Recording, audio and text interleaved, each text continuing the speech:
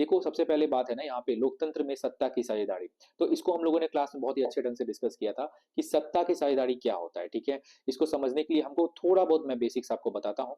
वैसे तो हम लोगों ने क्लास में इसको डिस्कस कर लिया था, फिर भी मैं यहाँ पे आपको बता रहा हूँ कि सत्ता की साझेदारी होती क्या है। तो देखो ऐसा है ना कि जैसे कि हमको पता है कि लोकतंत्र का मतलब क्या होता है, जहाँ पे लोगों का तंत्र होता है, ठीक है। यहाँ पे लोग जोड़ तंत्र, जहाँ पे जनता ही क्या करती है, जहाँ पे जनता ही क्या करती है, शासन करती है। क्या करती है? शासन। यानी जनता जहाँ पर शासन करती है उसी को हम लोग क्या करते हैं, लोकतंत्र की उसकी अवधारणा को फुलफिल करता है, जहाँ जनता शासन करती है। तो जनता शासन कैसे करेगा? तो कैसे शासन करती है? वोट डालकर। वोट डालकर वो क्या करती है, चुनाव करती है। किसका चुनाव करती है? वो चुनाव करती है अपने प्रतिनिधि का। और उनके प्रतिनिधि ही जो एमएलए एमपी वगैरह बनते हैं वो विधानसभा या विधानमंडल में जाकर नियम कानून बनाते हैं उस जनता के लिए, ठीक है। तो कह सकते हैं कि इनडायरेक्टली लोकतांत्रिक जो प्रणाली है भारत में, इसमें क्या है कि जनता ही शासन करती है, ठीक है। तो इसी के बारे में जानेंगे। अब देखो सत्ता के मतलब तो आप लोग समझ ही गए, जो सत्ता रहता है नॉर्मली। और उसके अब यहाँ पे मेन है ना साझेदारी का मतलब समझना। साझेदारी का अगर मतलब हम देखें तो ये होता है पार्टनरशिप। क्या होता है? पार्टनरशिप। तो साझेदारी का मेनली मतलब हमको समझना है कि साझेदारी क्या होता है, ठीक है। तो देखो इसमें क्या है, लोकतंत्र में सत्ता की साझेदारी कैसे, लोग लोकतंत्र में सत्ता का जो पार्टनरशिप करते हैं, यानी कि सत्ता को बांटते कैसे हैं, ठीक है। और ये बांटना क्यों जरूरी है, इसका मैं आपको एक सिंपल सा उदाहरण देके समझाता हूँ। देखो होता क्या है कि अगर लोकतंत्र में, अगर मान लो आपके क्लास की बात करें, तो अगर क्लास में कोई किसी किसी एक व्यक्ति को ही पावर दे दिया जाता है, ठीक है। अगर मान लो मेरा ही बात करो तो मान लो यहाँ पे ऐसा है कि जैसे कि एग्जाम्पल कि जैसे आपके क्लास है, तो आपके क्लास में क्या होता है, कोई एक मॉनिटर होता है, ठीक है। तो अगर मान लो कोई मॉनिटर बना दिया गया क्लास में, तो वो मॉनिटर को सारा पावर दे दिया गया कि वो मॉनिटर के पास ही सारा पावर है कि अगर आपको बाहर जाना है तो उस मॉनिटर से पूछ के ही जाएंगे आप क्लास के बाहर, या फिर आपको पानी पीना है तो उस मॉनिटर से ही आप पूछ के पानी पिएंगे, या आपको किसी भी तरह का कोई पनिशमेंट देगा तो मॉनिटर ही आपको पनिशमेंट देगा। तो यहाँ मान लो ये मॉनिटर के हाथ में ये अगर सारा पावर चला गया तो मॉनिटर क्या होगा, मॉनिटर ये हो जाएगा कि मॉनिटर एकदम जाके आपको क्या बोले, एक टाइप से ऑथोरेटिव हो जाएगा, यानी कि वो अपने हिसाब से काम करने लगेगा, एक टाइप से वो क्या करेगा, अपने हिसाब से शासन चलाने लगेगा। तो उसके अंदर क्या है, पावर का एक जो है जुनून सवार हो जाएगा कि मेरे पास ही पावर है और हम ही क्या कर सकते हैं, जो कर सकते हैं कर सकते हैं, ठीक है। तो यहाँ पे कहने का मतलब यह है कि अगर सत्ता किसी एक व्यक्ति के हाथ में आ जाए तो वो क्या करेंगे ना, वो तानाशाह बन जाते हैं। क्या बन जाते हैं? तानाशाह, ठीक है। तो ये क्या है, तानाशाह आपको बनने को यहाँ पे दिखेगा। तो इसीलिए क्या है, लोकतंत्र में सत्ता की साझेदारी की जाती है। देखो सत्ता की साझेदारी साझेदारी दो टाइप से होती है, एक होता है हॉरिजेंटल और एक होता है वर्टिकल, ठीक है। हॉरिजेंटल की बात करें तो देखो एक होता है हॉरिजेंटल, एक होता है, देखो एक होता है हॉरिजेंटल, एक मिनट मैं आपको हॉरिजेंटल के बारे में बताता हूँ। एक होता है क्षैतिज और एक होता है ऊर्ध्वाधर, ठीक है। अगर हॉरिजेंटल की बात करें तो हॉरिजेंटल में बात करें तो ये हॉरिजेंटल हमारा हो गया, ठीक है। और एक होता है वर्टिकल, ठीक है। ये दोनों पावर होता है। तो ये समझ में नहीं आ रहा है क्या होता है, तो देखो इसको समझाते हैं।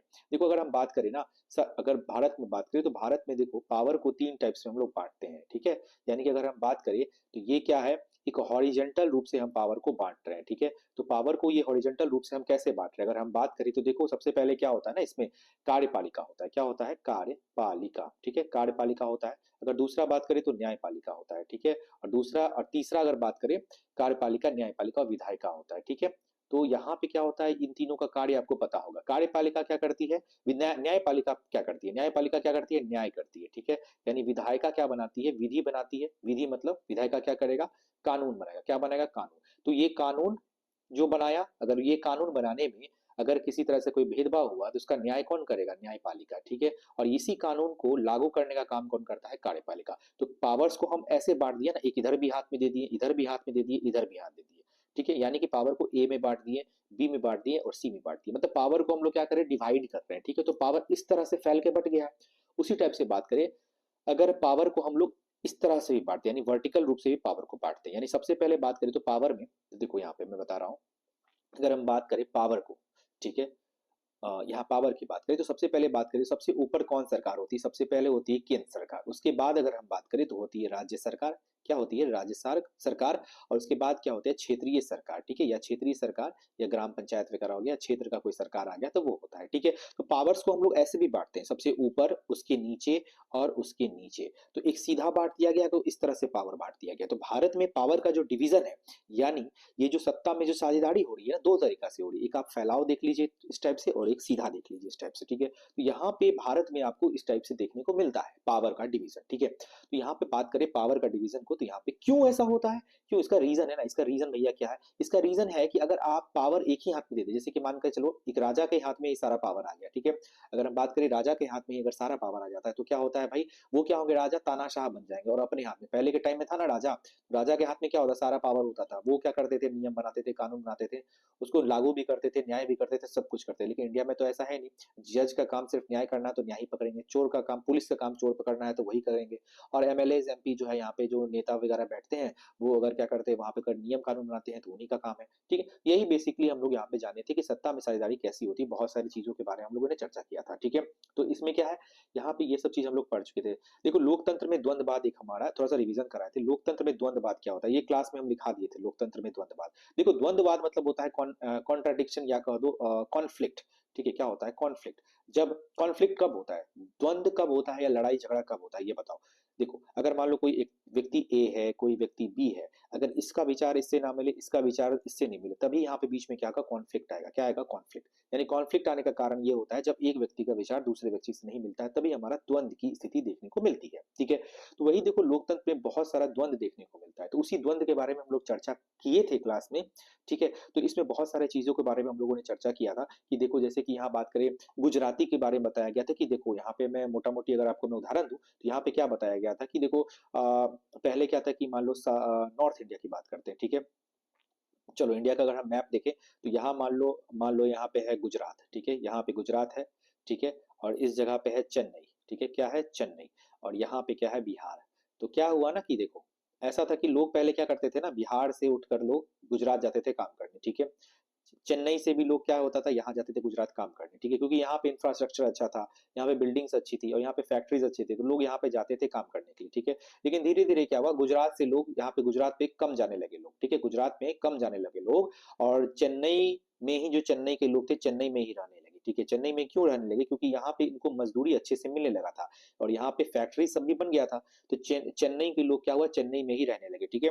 ये गुजरात क्यों जाएंगे, जब इनको यहाँ पे इतना अच्छा इंफ्रास्ट्रक्चर मिल गया, यहाँ पे रहने खाने की व्यवस्था मिल गई, तो अपने परिवार को छोड़ के क्यों जाएंगे, तो ये अपने चेन्नई को ही डेवलप करने लगे। लेकिन बात करें बिहार में, ऐसा कोई फैक्ट्री नहीं था, ऐसा कोई डेवलपमेंट नहीं था, तो इस कारण से क्या हुआ, बिहारियों को मजदूर जो खासकर बिहार भाई बिहारी भैया जिसको इस चैप्टर में बताया गया है, तो ये क्या हुआ, गुजरात जाते थे काम करने के लिए, तो यहाँ पे ये मजदूरी करने के लिए जाए तो गुजरात में क्या हुआ, गुजरात का डेवलपमेंट वहां पे करते थे।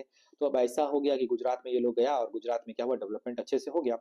तो गुजरात में जाने के बाद क्या हुआ, इनका डेवलपमेंट हुआ और गुजरात का डेवलपमेंट किए, लेकिन क्या हुआ ना, यहाँ पे गुजरात बिहार के लोग जाने लगे ना, तो उनका तो बोली था यहाँ पे भोजपुरी, यानी कि मान लो हिंदी बोलते थे, भोजपुरी छोड़ दो, यहाँ ये लोग हिंदी बोलते थे, ठीक है, और गुजरात में वगैरह गुजराती बोलते थे, ठीक है। तो ये लोग भाषा के बेस पे ये लोग क्या किया, लड़ाई झगड़ा करने लगा कि तुम इस जगह के नहीं हो, तुम हमारे यहाँ आए हो तो तुम मारो, मतलब तुमको मारेंगे। तो इस टाइप से मारपीट बहुत सारा देखने को मिलता है। तो यही सब इसमें बताया कॉन्फ्लिक्ट कैसे हुआ था। अगर बात करें यहाँ पे देखो 1961 में यहाँ पे मुंबई का जो है प्रतिशत बताया गया था मराठियों की 34% था, जो 2001 में बढ़कर 57% हो गया, ठीक है। यहाँ पे यही बताया दक्षिण भारत के चेन्नई बेंगलुरु हैदराबाद विकास के कारण दक्षिण भारतीयों की मुंबई आने वाली तादाद काफी कम हो गई। देखो हैदराबाद में डेवलपमेंट हो गया, बेंगलुरु में हो गया, चेन्नई में हो गया, तो लोग क्यों जाएंगे गुजरात, तो ये लोग अपने जगह पे काम, इसी प्रकार गुजरात के सूरत में भी बहुत सारा डेवलपमेंट हो गया, तो लोग जो है अपने पास रहने लगे, ठीक है। तो यहाँ पे देखो अब काम की तलाश में आने वाले लोग क्या है, हिंदी भाषी है, ठीक है। यहाँ पे क्या होगा, देखो जो गुजराती बोलते जो मराठी बोलते तो उनके अपने पास पास तो डेवलपमेंट था, सब अपने अपने अच्छे से काम कर रहे थे, लेकिन जो हिंदी भाषी के लोग थे उनके पास अच्छे से यहाँ पे ऐसा इंफ्रास्ट्रक्चर नहीं था, उनके पास ऐसा फैक्ट्रीज नहीं था, तो ये लोग को काम कर पाए, ठीक है। तो ये लोग जाते थे दूसरे जगह काम करने के लिए, ठीक है, तो वहां पे क्या होता है, मारपीट करके इनको भगा दिया जाता था, ठीक है। देखो यहाँ पे लिखा है उत्तर भारतीय के लोग मुंबई में छोटे छोटे रोजगार के जरिए अपना जीवन यापन करते थे, ठीक है, बोलते थे यहाँ के तुम मूल्यवासी नहीं हो और यहाँ पे मार्केट देखने को मिलता है, ठीक है। तो देखो जैसे बताया जा रहा है मुंबई क्या है, मुंबई आज भारत का क्या है, वित्तीय राजधानी है, अभी याद रखना। फाइनेंशियल कैपिटल अगर पूछे फाइनेंशियल कैपिटल कौन सा है, तो याद रखना मुंबई यहाँ पे फाइनेंशियल कैपिटल है। तो देखो कई लोगों की मारपीट में मृत्यु भी हो गई, देखो यहाँ पे बोल रहे हैं पिछले दिनों कुछ राजनेता तुष्टिकरण अपेक्षा पूर्ति हेतु मराठी मानुष की भावना, देखो मराठी मानुष की भावना उनमें थी कि हम मराठी के हैं, हम महाराष्ट्र के हैं, तो यहाँ पे हिंदी भाषी लोग रहेंगे उसको मारेंगे। यहाँ पे दंगा फसाद काफी देखने को मिला। और यहाँ पे देखो एक और एग्जांपल यहाँ पे बताया गया, जैसे कि क्लास में हम बताए थे कि मैसूर में क्या है, बिहारी छात्रों के साथ भी यहाँ पे मारपीट हो गई, ठीक है। यहाँ पे ये सारे चीज हमको देखने को मिलता है, ठीक है।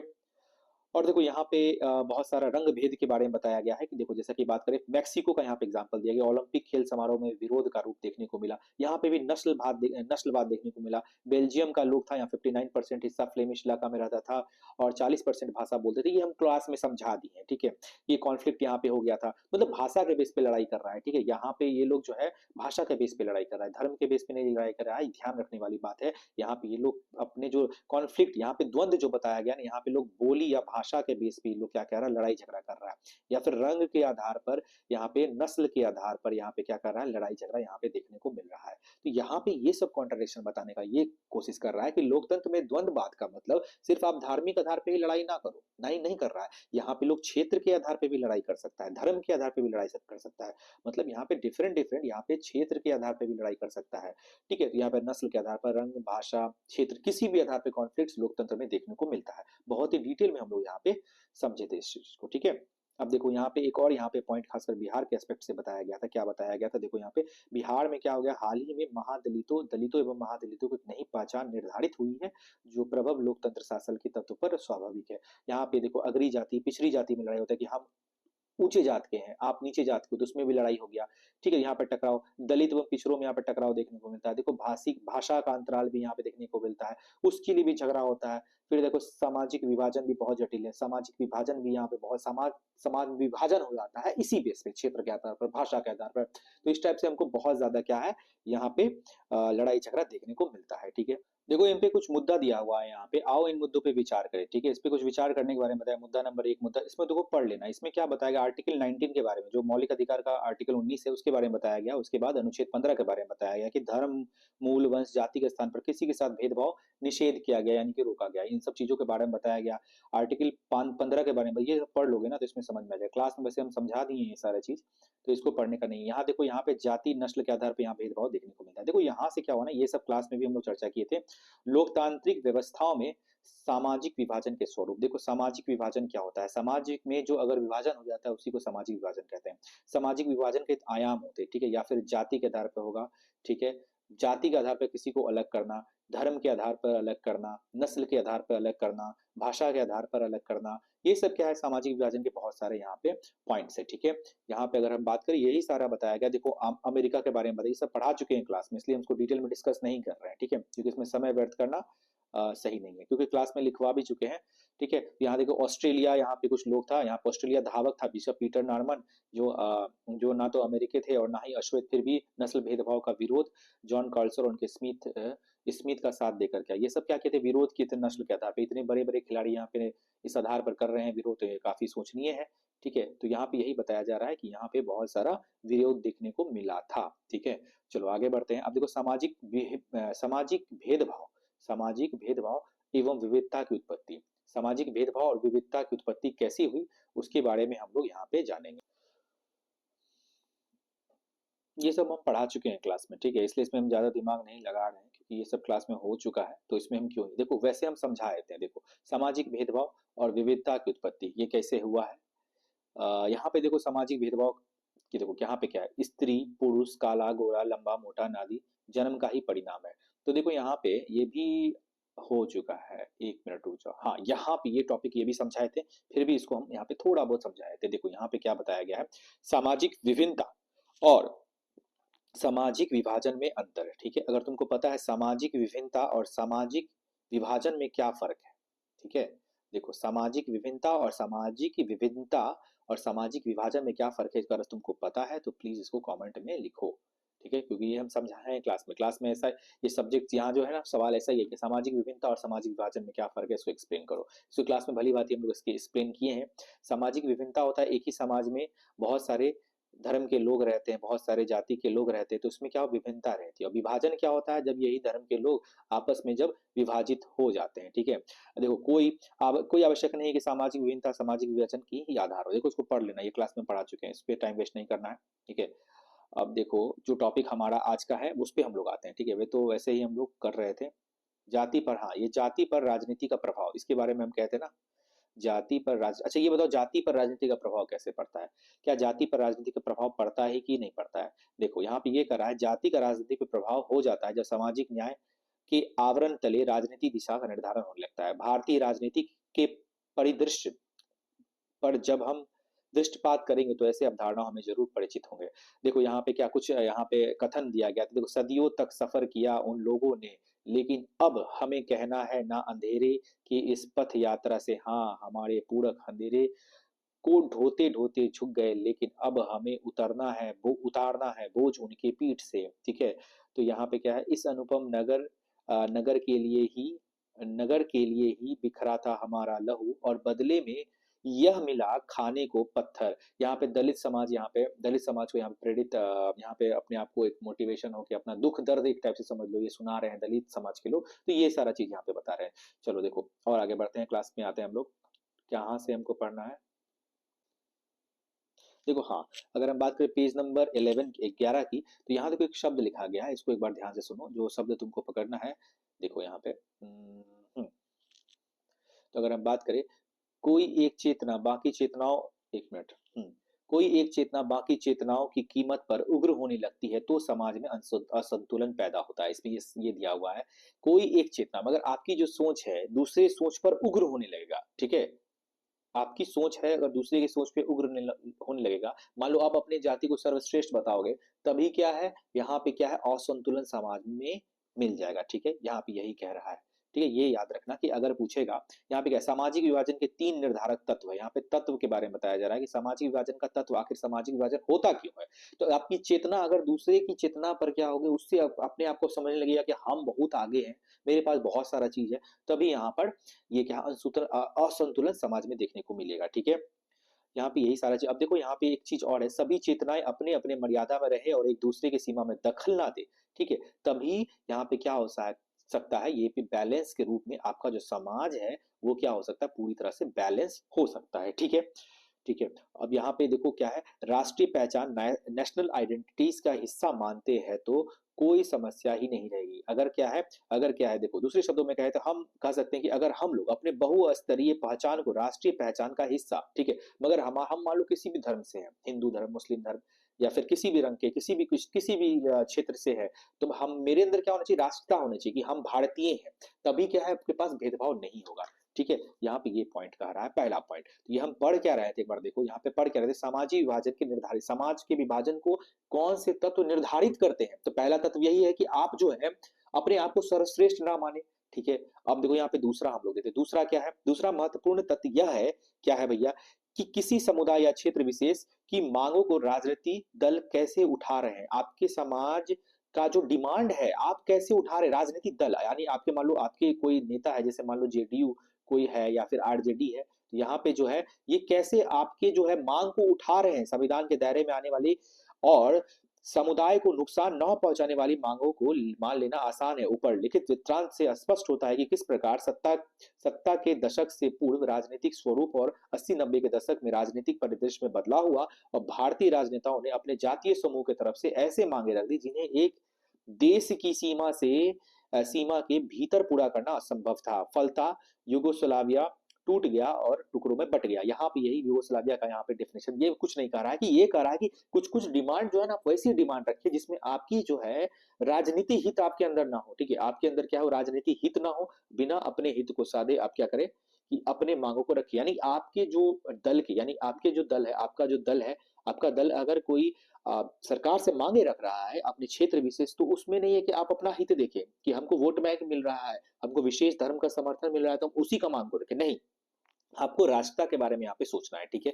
यहाँ पे हो गया। और तीसरा तत्व क्या यहाँ पे निर्धारित करता है, अगर बात करें तीसरा तत्व, यहाँ बात करें, देखो सामाजिक विभाजन राजनीति के परिणाम सरकार के स्वरूप पर भी निर्भर करता है, ठीक है। अब सरकार का स्वरूप पर भी निर्भर करता है। यह महत्वपूर्ण है कि सरकार इन मांगों का क्या प्रतिक्रिया व्यक्त करते हैं। अगर भारत में पिछड़ों दलितों या फिर दलितों प्रति न्याय की मांग को सरकार शुरू से ही खारिज करती रही तो आज भारत बिखराव पर कगार पे होगा, लेकिन सरकार इनके सामाजिक न्याय को उचित मानते हुए सत्ता में साझेदारी को बनाए और इसे देश की मुख्य धारा से जोड़ने के ईमानदारी से प्रयास किया है। अगर सरकार देखो दलित को यहाँ पे हमेशा दलितों को क्या करे, यहाँ पे पीछे ही ढकेलेंगे ना, तो सरकार क्या हो जाएगा, देश यहाँ पे किसी तरह से बहुत पीछे चला जाएगा, ठीक है। यही कर रहा है। फलता छोटे मोटे संघर्षों के बावजूद भी भारतीय समाज में समरसता एवं सामंजस्य स्थापित है, ठीक है। ये सब हो रहा है, लेकिन क्या है, अभी भी समरसता और सामंजस्य कोऑर्डिनेशन देश में बना हुआ है, ठीक है। यहाँ पे यही सारा चीज कर रहा है, देख लो, और यहाँ पे यही सारा तत्व है। देखो यहाँ हम बात कर रहे हैं सामाजिक विभाजन में जाति, धर्म और लिंग विभेद के स्वरूप क्या है, ठीक है। इसमें बहुत सारे पॉइंट्स हम दिखाए थे, एक बार हम पढ़ते हैं। सामाजिक विभाजन तीन अभिव्यक्तियों में जाति अवधारणाओं के लिए अति महत्वपूर्ण है। राजनीति में इनके सकारात्मक और नकारात्मक दोनों पहलू है। जाति व्यवस्था राजनीति में कई तरह की भूमिका निभाते हैं। एक तरफ राजनीति में जाति विभिन्नता और समानताएं वंचित और कमजोर समुदाय के लिए अपनी बातें आगे बढ़ाने और सत्ता में अपनी हिस्सेदारी मांगने की गुंजाइश पैदा करते हैं। इस अर्थ में जातिगत राजनीति और ने दलित और पिछड़ी जातियों के लिए एक सत्ता तक पहुंच और निर्णय प्रक्रिया को बेहतर ढंग से प्रभावित करने की स्थिति भी पैदा की है। तो दूसरी ओर सिर्फ जाति पर जोर देना नुकसानदेह भी हो सकता है। सिर्फ जातिगत पहचान आधारित राजनीतिक लोकतंत्र के लिए शुभ नहीं होता है, ठीक है। अगर जात के आधार पर, देखो ये तो कह रहा है कि अगर जात के आधार पर, अगर जाति के आधार पर आप किसी को प्रतिनिधित्व दे रहे हैं, यानी किसी कोई अगर प्रतिनिधि कर रहा है जाति का, तो अगर वो तो जाति का जो उत्थान तो हो रहा है, यानी जाति तो आगे बढ़ रहा है, ठीक है। लेकिन अगर सिर्फ और सिर्फ आप जाति पे ही ध्यान देंगे तो ये चीज शुभ नहीं है, ये चीज सही नहीं है। इस अर्थ में जातिगत, देखो दलित और पिछड़ी जाति को लोकतंत्र में आप सत्ता तो दिए हैं, यानी दलित और जो जाति के लोग हैं उनको तो सत्ता में मिला है कि हाँ चलो उनका जो है, देखो मान लो कोई दलित जाति के लोग हैं तो उनको क्या किए हम,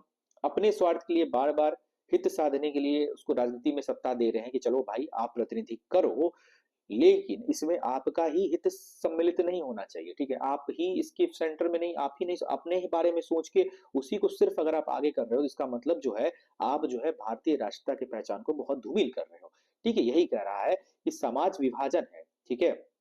तो देखो सबसे पहले इसमें इंट्रोडक्शन था ये हमारा। तो देखो यहाँ पे क्या है, जातिगत असमानताएं देखने को मिलता है। देखो दुनिया भर के सभी समाज में सामाजिक असमानताएं और श्रम विभाजन के समुदाय विद्यमान है। देखो सामाजिक असमानताएं और यहाँ पे क्या है, श्रम विभाजन, ठीक है।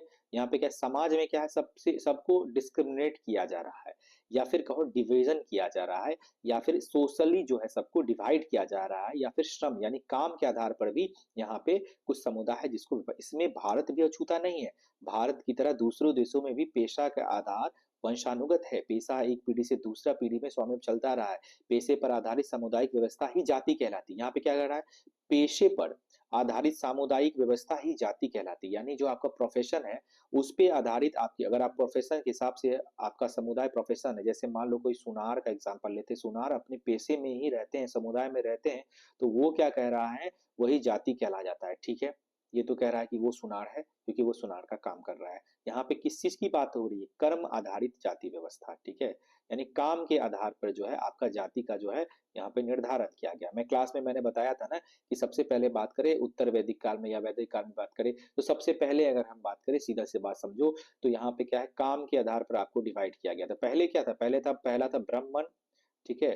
फिर था ब्राह्मण, फिर क्षत्रिय था, फिर वैश्य था, फिर शूद्र था। इन सब चीजों BSCV में ये सबको बांटा गया था, ठीक है। तो ये क्या था, ये जन्म के आधार पर, यानी समझ लो कर्म के आधार पर बांटा गया था कि जिनको सबसे ज्यादा बुद्धि है, यानी जिनका शिक्षित है जो अच्छे, उसको ब्राह्मण से कैटेगरी में रखा गया था। दूसरा अगर बात करें क्षत्रिय, जो योद्धा है उनको क्षत्रिय कैटेगरी में, वैश्य हो गया जो व्यापारी है, और शूद्र हो गया जो मजदूर वर्ग के लोग हैं। लेकिन धीरे धीरे क्या हुआ, जैसे टाइम टू टाइम बीता तो काम को आधार छोड़कर जन्म का आधार, फिर लेकिन क्या हुआ ना, जैसे जैसे जन्म होने लगा ब्राह्मण कुल में, तो हालांकि वो उतने शिक्षित नहीं है फिर भी वो ब्राह्मण ही कहलाए, ठीक है। मान लो मजदूर वर्ग के लोग हैं, वैश्य लोग के वैश्य ही हैं, वो व्यापार करते हैं, लेकिन वो उनपे योद्धा वाली शक्ति है, फिर भी उनको क्षत्रिय ना कहा गया, उनको वैश्य ही कहा गया। या मजदूरी करते हैं फिर भी वो बहुत ही ज्ञानी है तो उनको मजदूर ना कहा गया, उनको जो है ब्राह्मण ना कहा गया, ब्राह्मण की कैटेगरी में ना रखा गया, उनको मजदूर ही कहा गया, यानी उनको शूद्र ही कहा गया। तो ये जन्म पे आधार पे यहाँ पे ट्रांसलेट यहाँ पे इंडिया में देखने को खासकर मिलता है।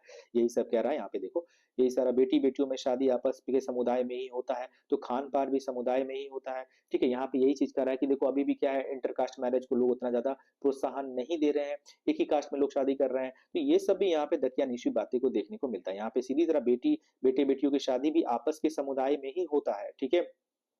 तो यही सारा रीति रिवाज संस्कृति जिसे हम जाति के इसी प्रकार वंशानुगत आधार पर पेशा आधारित समुदाय, तो ये सब समुदाय का आधार में बना गया है, ठीक है। यही सारा चीज। अब देखो वर्ण व्यवस्था क्या होता है, वर्ण व्यवस्था जो अभी जस्ट हम बताएं, देखो समुदाय वर्ण व्यवस्था जाति समुदाय का सबसे बड़ा वर्ण है। इस वर्ग में कई जाति समाहित है, ठीक है। वर्ण जाति समूह में देखो यहाँ पे बहुत सारा चीज है, तो ये सब चीज अगर करोगे ना, तो मैंने क्लास में ये सब समझा दिया था वर्ण व्यवस्था के बारे में, और इसका डेफिनेशन भी यहाँ पे लिखाए थे ना, डेफिनेशन, तो अगर डेफिनेशन कर लेगा तो यहाँ पे काम अच्छे से बन जाएगा, ठीक है। यहाँ बहुत सारा चीज है, ठीक है। यहाँ पे अगर तुम पढ़ना ना तो तुमको समझ में आएगा, अगर नहीं समझ में आया तो यहाँ पे देखो अनटचेबल का यहाँ पे बताया गया है, ठीक है। यहाँ पे ये सब भी पढ़ना, तो इसमें तुमको बहुत सारी चीज समझ में आएगा, ठीक है। इसको लेकर रीडिंग करना जरूरी है, सिविक्स है तुमको रीड करना जरूरी है। इसमें हम वही सारा चीज जो हम क्लास में बताए थे ना, उसको अगर डेफिनेशन उसको अगर तुम बेस मान के करोगे ना, तो वो सारा चीज यहाँ पे हो जाएगा, ठीक है। तो ये क्लास में तो समझा ही दिया गया, इसके आगे बढ़ते हैं। तो देखो यहाँ पे, हाँ यहाँ पे कुछ आया, देखो जैसे कि यहाँ पे एक पॉइंट आ रहा है, जातीय सामाजिक संरचना तथा आर्थिक हैसियत के निर्धारण की कुछ विशेषता है जो समाज की महत्वपूर्ण भूमिका निभाती है, ठीक है। कुछ विशेषता है, तो यहाँ पे पहला क्या है, दूसरा क्या है, ठीक है। और यहाँ पे कितना है विशेषता, बस दो ही विशेषता है, ठीक है। तो दो विशेषता को हम लोग पढ़ते हैं, क्या कर रहा है देखो।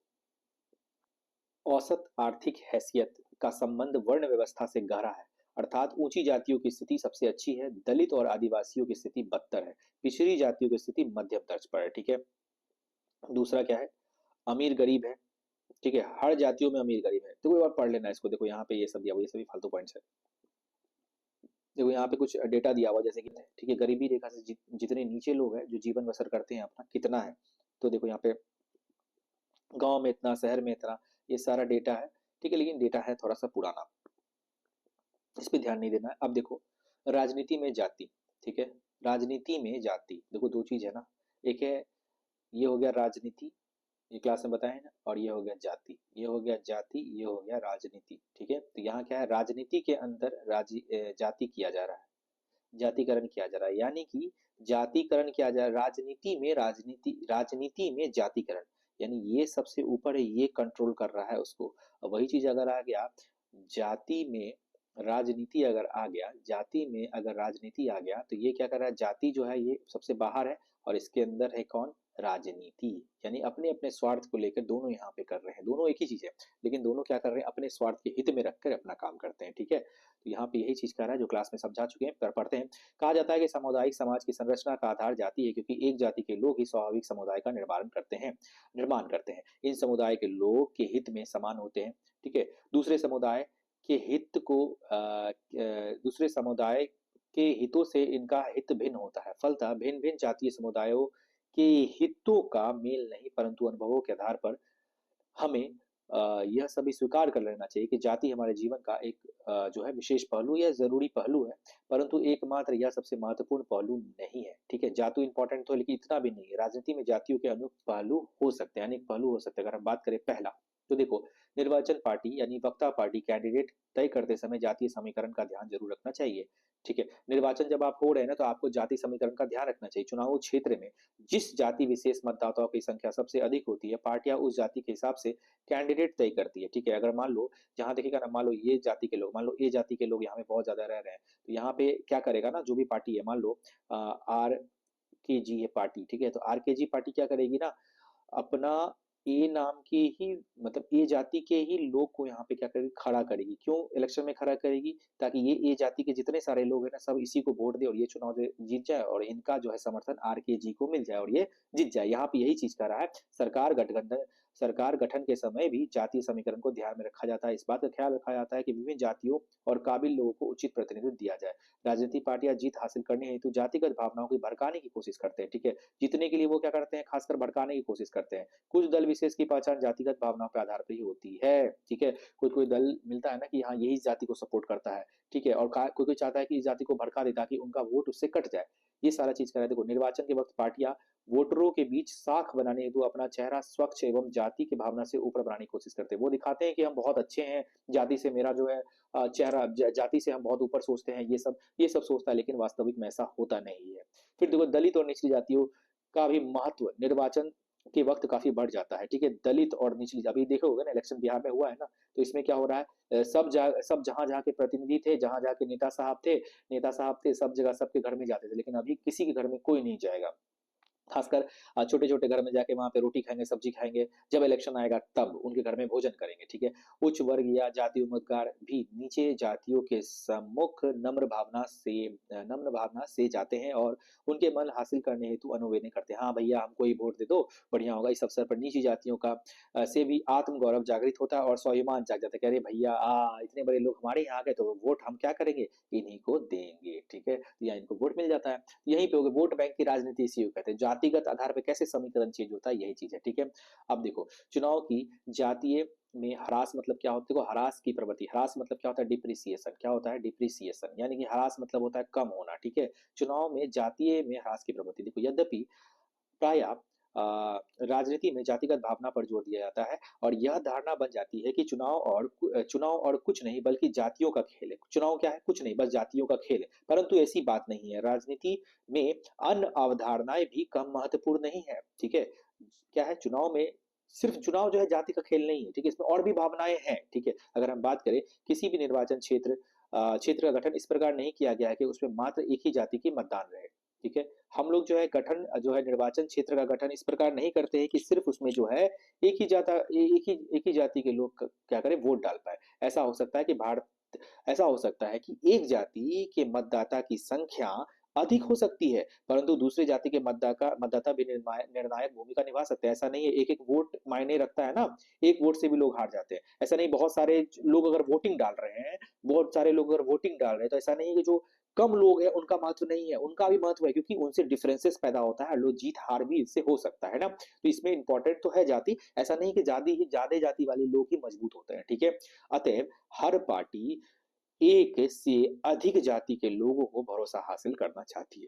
ठीक है, तब ना हर पार्टी के लोग जो नेता होते हैं वो क्या चाहते हैं कि ये भी मेरे हाथ में आ जाए, ये भी हाथ में आ जाए, ये भी हाथ में आ जाए, ये भी हाथ में आ जाए, अपना 10 तरफा हाथ यहाँ पे क्या करते हैं, बांट देते हैं। तो इनका क्या होता है मोटिव की हर एरिया के लोगों को हम टच करें, हर छोटे बड़े, क्योंकि एक एक वोट क्या होता है, मैटर करता है। ठीक है, अब देखो नेक्स्ट दूसरा पॉइंट क्या कह रहा है, यह भी कहना ठीक नहीं होगा कि कोई पार्टी विशेष केवल एक ही जाति का वोट हासिल कर सत्ता में आ सकता है। ठीक है, अगर आप ये भी कहना सही नहीं कि आप एक ही वो पार्टी को सपोर्ट कीजिएगा, उसी के बलबूते पे आप जीत जाइएगा, ये बिल्कुल नहीं हो सकता है। जब लोग किसी जाति विशेष को किसी एक पार्टी का वोट बैंक करते हैं, तो इसका मतलब यह होता है वह उस जाति से ज्यादातर लोग उसी पार्टी को वोट देते हैं। ठीक है, यहाँ पे ये सब पॉइंट कहने को मिल रहा है।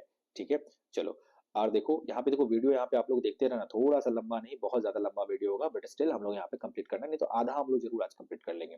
अगर किसी संसदीय या विधानसभा निर्वाचन के क्षेत्र में एक जाति विशेष की अधिक अधिकाधिक संख्या हो, तो चुनाव लड़ रहे सभी पार्टियों उसी जाति के विशेष के लोग अभ्यर्थी बनाते हैं। इसका मतलब हो सकता है कि निर्वाचन के किसी भी क्षेत्र किसी किसी जाति के मतदाता का समय, ये सब यही सब बातें हैं कि जाति भावना कैसे इंपैक्ट कर रही है, ये थोड़ा सा एक बार आपको पढ़ना होगा इस चीजों को। ठीक है, अगर बार चौथा नंबर का यहाँ पे पॉइंट देख लेते क्या कर रहा है। ठीक है, क्या कर रहा है, अगर जातीय भावना अस्थाई और अटूट होता है, तो जातीय गोलबंद पर सत्ता आने वाली पार्टी भी कम हार नहीं होती है। यह माना जा सकता है कि क्षेत्रीय या रीजनल पार्टी की बात हो रही है, जातीय गुटों से संबंध बनाकर सत्ता में आ जाए, परंतु अखिल भारतीय चेहरा पाने के लिए जाति विहीन सांप्रदायिकता के बड़े विचार रखना आवश्यक होगा। यहाँ पे यही चीज कह रहा है कि रीजनल जो पार्टी है, क्षेत्रीय जो पार्टी है, उनका भी यहाँ पे बहुत महत्व होता है। ठीक है, अब देखो यहाँ पे क्या कह रहा है, ऊपर लिखित तत्वों पर अगर गौर करें तो गौर करने के उपरांत इस निष्कर्ष पहुंचा, निष्कर्ष क्या है, यद्यपि राजनीति में जाति की भूमिका महत्वपूर्ण है, परंतु दूसरे कारक यानी अदर फैक्टर्स की बात करें तो कम असरदार नहीं हो सकती। मतदाता अपनी जातियों से जितना संबंध रखते हैं, अक्सर उससे ज्यादा गहरा संबंध राजनीतिक दल भी रखते हैं। ठीक है, अगर मतदाता जितना संबंध रखते हैं ना, उससे तो राजनीतिक दल भी उसको उतना ही मतलब रखता है। फिर एक ही जाति समुदाय में अमीर गरीब लोग प्राय अलग अलग पार्टियों को वोट देते हैं। सरकार राजनेता की लोकप्रियता और उनके जातीय मुखौटा के कारण नहीं बढ़ती, बल्कि उसके कामकाज के कारण बढ़ती है। अगर आप काम अच्छा कर रहे हो तभी आप आगे जाओगे। ठीक है, जाति के अंदर राजनीति अर्थात जाति को राजनीति भी प्रभावित करती है। जाति को राजनीति कैसे प्रभावित करती है, ठीक है, ये कह रहा है। ऊपर हमने देखा कि जाति की भूमिका राजनीति में महत्वपूर्ण है, अर्थात जाति राजनीति को प्रभावित करती है, परंतु इसका अर्थ यह नहीं जाना चाहिए कि राजनीति और जाति के बीच एक पक्षीय संबंध है, सिर्फ एक ही पक्षीय संबंध नहीं। राजनीति और राजनीति भी जाति को प्रभावित करता है, और राजनीति जाति भावना को उभारता है। राजनीति क्या कर रहा है, जाति की भावना को उभारता है, जाति विशेष समुदाय के साथ देने की कोशिश करता है। वो चाहता है कि इस जाति को हम अपने साथ ले ले जो भी उससे अलग था। ठीक है, चलो अब देखो यहाँ पे पहला पॉइंट क्या है, कभी कभी कभी कभी राजनीति यह कोशिश करता है कि करीब करीब समान स्थिति वाले कई जातीय समुदाय को छोड़कर गठबंधन बनाया जाए। ठीक है, और राजनीति सत्ता हासिल किया जाए। ये क्या चाहता है, गठबंधन की सरकार क्या होती है, ये भी जाति के लोग के, मान लो कोई पार्टी है, इसके भी कोई पार्टी है, इन दोनों के साथ क्या करे, कोलैबोरेट करके एक नया, मान लो ये सरकार है, ये मान लो ये सरकार है, ठीक है, ये क्या करेगी, इस जाति के वाले के लोग को अपने में सरकार में मिला लेगी, इसको भी अपने सरकार में मिला लेगी, बोल लेगी तुमको हम ऐसा मंत्री पद देंगे, लोभ लालच देके इसको अपने पार्टी में मिला लेगा, और इसके जितने जाति के लोग रहेंगे, इसके जितने जाति के लोग रहेंगे, सब जाति को अपने पक्ष में मिलाकर अपना क्या करेगा, ये शहंशाह बन जाएगा, यानी सत्ता में ये सबसे ऊपर आ जाएगा, ठीक है। उत्तर भारतीय कुछ प्रांतों में इस तरह के विशेष परिदृश्य देखने को मिलते हैं। गठबंधन की जातियों के बीच मेलभाव और संवाद चलता रहता है। दूसरे शब्दों में हम इसे जातियों का राजनीतिकरण की संज्ञा देते हैं। देखो, संपूर्ण भारत की राजनीति आज पिछड़े, दलित, अल्पसंख्यक तथा वंचित समुदाय के इर्द गिर्द घूम रही है। अपनी सत्ता मजबूत करनी होती है, उसे दुख को सुधारने में लगे हुए। अतएव इसका सबसे बड़ा लाभ है कि भारत में स्वर्णिम विकास हो रहा है, ठीक है। यानी कि अगर कहें तो इसमें है कि आप जो है छोटे जाति को साथ दे रहे हो, छोटे जाति को ऊपर ले जा रहे हो, लेकिन इससे क्या है, उनका तो भला हो रहा है ना, नीचे वाले लोग को तो भला हो रहा है ना। आज राजनीति का केंद्र बिंदु इन वंचित तथा शोषित समूहों के आसपास स्थित हो गया है। यह अनजाने ही सही राजनीति का सकारात्मक पहलू भी है, लेकिन ये पॉजिटिव पॉइंट भी तो है। अर्थात आज राजनीति का प्रमुख उद्देश्य दलितों, वंचित तथा पिछड़े जातियों को जमीन, संसाधन या अवसर उपलब्ध कराना हो गया है, ताकि उनकी आर्थिक स्थिति को सुधारा जा सके। सत्ता में इसकी अधिक से अधिक भागीदारी के वायदा किए जा रहे हैं तथा इसका वोट बैंक के रूप में भी काफी ये बढ़ गया है, ठीक है। अब देखते हैं, ठीक है। तो देखो इसमें क्या कर रहा है, अब हम दूसरे प्रकार के सामाजिक विभाजन की चर्चा करेंगे। अब देखो दूसरे प्रकार से सामाजिक विभाजन कैसा होता है। यह सामाजिक विभाजन धर्म के आधार पर होता है, अर्थात भारत ही नहीं बल्कि पूरे विश्व में धर्म के आधार पर आधारित इस प्रकार के सामाजिक विभाजन दृष्टिगोचर है। भारत के सदृश सभी देशों में भिन्न भिन्न धर्मों के अनुयायी विद्वान हैं। उनकी आस्था दूसरे व्यक्तियों की आस्था से भिन्न हो सकती है और आस्था पर आधारित उनके समुदाय के विचार अलग हो सकते हैं। यथा हमने पहले ही देखा है कि उत्तरी आयरलैंड में एक ही धर्म के दो अलग अलग गुट हैं, जैसे रोमन कैथोलिक और प्रोटेस्टेंट। तो ये यहाँ पे क्या है, यहाँ पे दो टाइप के लोग हैं उत्तरी आयरलैंड में। यहाँ पे क्या हो ना, बहुत ज्यादा यहाँ पे लड़ाई देखने को मिला था। एक ही देश था लेकिन धर्म अलग अलग लोगों के विचार थे। मान लो यहाँ कोई बौद्ध धर्म को फॉलो कर रहा है तो उनका विचार अलग होगा। यहाँ मान लो कोई हिंदू धर्म को फॉलो कर रहा है, उनका विचार अलग होगा। मुस्लिम धर्म को फॉलो कर रहा है तो उनका विचार अलग होगा। तो सब लोगों का विचार, इनका विचार अलग, इनका विचार अलग, और इन सभी का विचार क्या होता है, आपस में अलग होता है, ठीक है। तो वर्चस्व को लेकर तनाव इन लोगों में क्या हो रहा है, वर्चस्व को लेकर, ठीक है। यानी बात करें यहाँ पे लड़ाई झगड़ा क्यों हो रहा है, लड़ाई झगड़ा का मेन कारण है कि हम तुमसे श्रेष्ठ है, मेरा धर्म तुमसे श्रेष्ठ है। इस वजह से यहाँ पे लड़ाई झगड़ा देखने को मिलता है। भारत में भी एक ही धर्म के कई विश्वास की परंपरा है। यथा हिंदू धर्म में ही शैव परंपरा, वैष्णव परंपरा, कबीर परंपरा, जैनी परंपरा, बौद्ध परंपरा, यहाँ पे ये सारे परंपरा है। जो शिव भगवान को फॉलो करते हैं, कोई विष्णु भगवान को फॉलो करते हैं, कोई कबीर को फॉलो करते हैं, कोई जैन को फॉलो करते हैं, कोई बौद्ध धर्म को फॉलो करते हैं।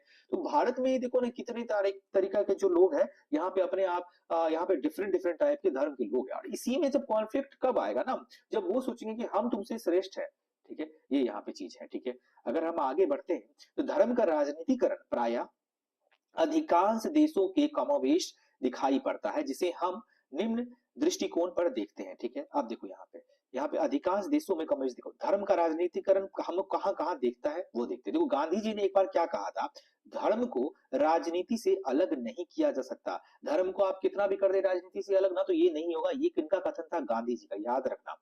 इसका अर्थ यह नहीं निकालना चाहिए कि हिंदू या इस्लाम धर्म को आधार मानकर राजनीति का नींव खड़ी की जाए, ठीक है। आप ऐसा नहीं कि हिंदू और मुस्लिम धर्म को जो है आप आधार मान ले कि इसी आधार पे जो हम राजनीति खड़ा करें, हिंदू और मुस्लिम को हिंदू मुस्लिम करते रहे और राजनीति बना दे, ऐसा नहीं हो सकता है। बल्कि उनका मानना था कि राजनीति का आधार नैतिक मूल्यों पर होना चाहिए। यानी कि आपका जो इथिकल सेंस है, नैतिक मूल्य आपका क्या कहता है, ठीक है। इथिकल जो आपका सेंस है, इथिकल पॉइंट ऑफ व्यू, जो आप नैतिक रूप से क्या सोच रहे हैं, ये आधार होना चाहिए, ना कि धर्म का आधार। और राजनीति धर्म द्वारा स्थापित मूल्यों से निर्देशित होना चाहिए, लेकिन धर्म द्वारा इसको निर्देशित करना चाहिए, लेकिन इसमें आप इथिकल भावना यानी नैतिक भावना का आप ख्याल रखना आपको यहाँ पे जरूरी है, ठीक है। अगर हम दूसरा पॉइंट की बात करें तो यहाँ देखो दूसरा पॉइंट क्या कर रहा है, एक मानव समूह की रिपोर्ट के अनुसार, माफ करो, एक मानवाधिकार यानी कि जो ह्यूमन राइट्स का जो यहाँ पे आता है, यहाँ पे समूह का एक रिपोर्ट था, ह्यूमन राइट्स ग्रुप का एक रिपोर्ट था। उसके अनुसार भारत में सांप्रदायिक दंगों का सबसे बड़ा शिकार अल्पसंख्यक समुदाय ही रहा है। यानी सांप्रदायिक दंगे यानी धर्म के आधार पे जो दंगा हो रहा है ना, तो इसके आधार पर जो अल्पसंख्यक ही समुदाय, अल्पसंख्यक मतलब वैसे समुदाय के लोग जिसकी संख्या क्या हो, जिसकी संख्या क्या हो, कम हो, उसी को हम लोग कहेंगे अल्प। देखो ना यहाँ दो शब्द, अल्प और संख्या। अल्प मतलब आधा, संख्या का मतलब संख्या। जिस वैसे समुदाय के लोग, जैसे मान लो बौद्ध धर्म के यहाँ की संख्या कम है तो वो अल्पसंख्यक हो गए। तो इसी टाइप का अगर बात करें ना, तो रिपोर्ट में अधिकतर जो रिपोर्ट है उसमें बताया गया था कि अधिकतर दंगा किनके साथ, कौन पीड़ित रहा है, तो अल्पसंख्यक यानी बहुसंख्यक जिनकी संख्या ज्यादा है, वो अपने आप को ताकतवर यानी वर्चस्व दिखाने के लिए क्या करते हैं, छोटे समुदायों को शोषण करते हैं, ठीक है, उनका हरासमेंट करते हैं, ठीक है। अतएव अतएव अल्पसंख्यक की रक्षा के लिए विशेष संरक्षण की व्यवस्था होनी चाहिए, ठीक है। अब देखो महिला आंदोलनों में एक संदेश के माध्यम से यह स्पष्ट किया है, यह कोशिश किया है कि सभी धर्मों में पारिवारिक कानून यानी फैमिली लॉज महिलाओं के साथ भेदभाव रखती है। अर्थात पारिवारिक कानून उपबंधों की तरफ ज्यादा झुकाव है, जिससे महिलाओं का असुरक्षा, शोषण और अत्याचार की गुंजाइश अधिक देखने को मिली। महिलाओं के कानून इतनी अच्छी नहीं है,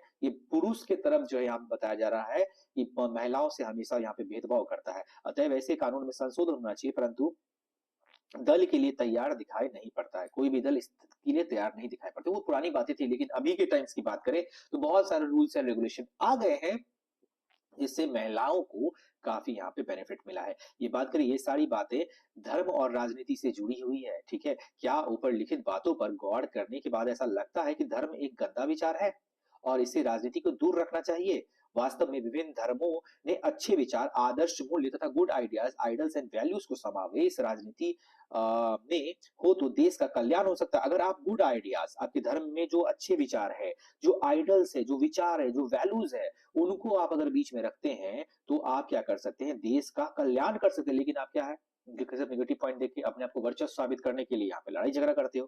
फिर देखो, राजनीति में इनकी अहम भूमिका हो सकती है, बहुत इंपॉर्टेंट रोल हो सकता है। हर व्यक्ति को एक धार्मिक समुदाय के तौर पर अपनी जरूरत के हितों, न्याय संगत मांग और राजनीति में जोर शोर उठाने का अधिकार होना चाहिए। राजनीति सत्ता को इस पर ध्यान देना चाहिए, परंतु प्रहरी के तौर पर राजनीतिक सत्ता को यह भी देखना चाहिए, यानी एज ए गार्जियन उनको यह भी देखना चाहिए कि कोई भी धर्म किसी के साथ भेदभाव तो नहीं कर रहा या किसी पर अत्याचार तो नहीं कर रहा। अर्थात किसी तरह के कामकाज निषेध राजनीति में आवश्यक है, ठीक है। ऐसा इस तरह के काम का निषेध जो है राजनीति में आवश्यक है, ठीक है।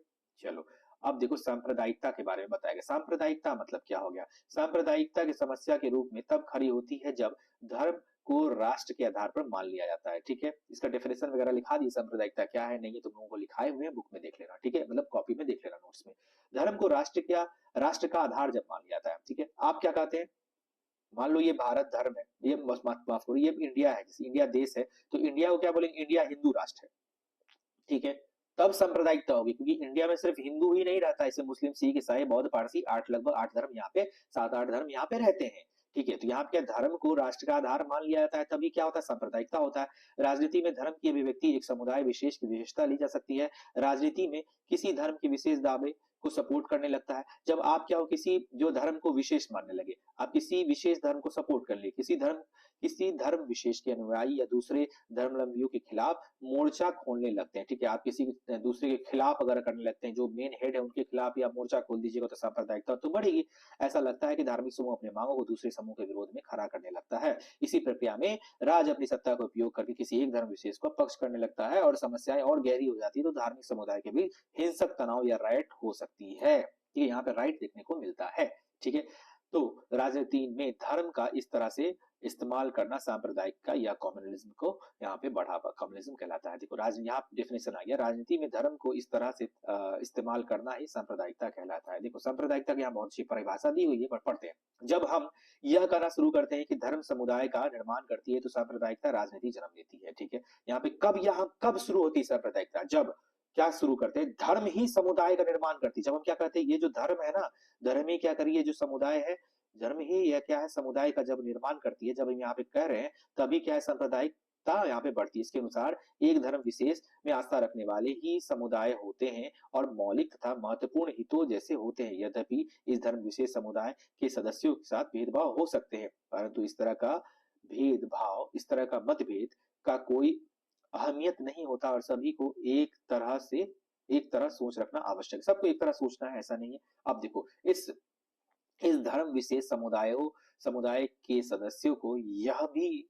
यह मत भी होता है कि दूसरे धर्म के लोगों की सोच और हित उनसे विपरीत हो। यद्यपि कोई धर्म समुदाय को अपने सोच में एकता दर्शाते हैं, तो यह केवल ऊपरी होती है, ठीक है। निश्चित रूप से ये अलग अलग धर्म समुदाय के लोग हित अलग अलग होंगे और और उसमें तनाव की गुंजाइश अधिक होगी, ठीक है। बहुत सारे धर्म होंगे तो तनाव की गुंजाइश होगी। समुदाय विशेष के सोच अब उग्र होने लगता है तो यह तनाव भी उग्र हो जाता है और हिंसात्मक शुरू हो जाता है, ठीक है।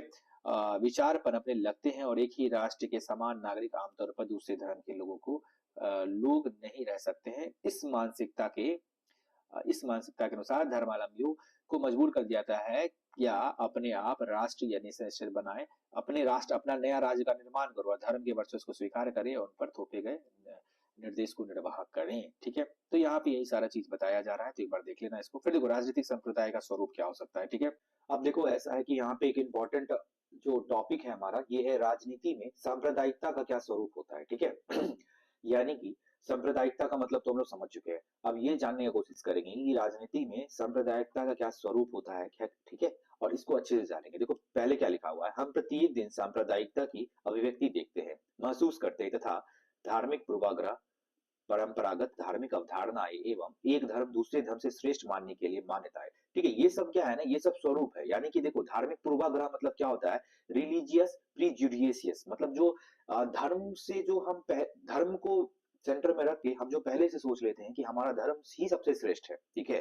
तो ये चीज हो गया पूर्वाग्रह। पूर्वाग्रह मतलब पूर्व के जो मान्यताएं है उससे हम अगर ग्रसित है कि अगर जैसे कि मान लो धार्मिक पूर्वाग्रह में जैसे कि मान लो हिंदू धर्म में बताया जाता है कि सती प्रथा, तो सती प्रथा बताया जाता था कि इसमें क्या था कि जो भी उनके जो हस्बैंड होते थे अगर उनकी मृत्यु होती थी तो उनके साथ उनकी जो वाइफ है उनको भी जला दिया जाता था, या बाल विवाह ले लो, ठीक है। या ये सब टाइप की कुप्रथा जो थी जो धार्मिक पूर्वाग्रह से ग्रसित थी, ठीक है। तो इन सब चीजों को मान्यता ईसाई धर्म में नहीं देते थे, वो कहते थे ये सब गलत है। अगर मान लो वो अगर हम बात करते हैं ईस्ट इंडिया कंपनी की, अगर हम बात करें ईस्ट इंडिया कंपनी की, तो ईस्ट इंडिया कंपनी जो थी वो भी ये कह रही थी कि ये सब चीज गलत है और अंग्रेजों ने इन सब चीजों पर प्रतिबंध लगाया था, ठीक है। तो ये भी पूर्वाग्रह है, ठीक है।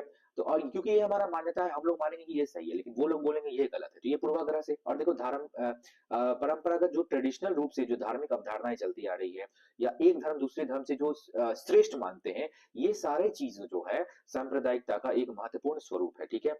अब देखो यहाँ पे कुछ पॉइंट्स दिया हुआ, जैसे एक नंबर में देखें यहाँ पे सबसे पहला है कि देखो सांप्रदायिकता सोच प्राय अपने धार्मिक समुदाय के प्रमुख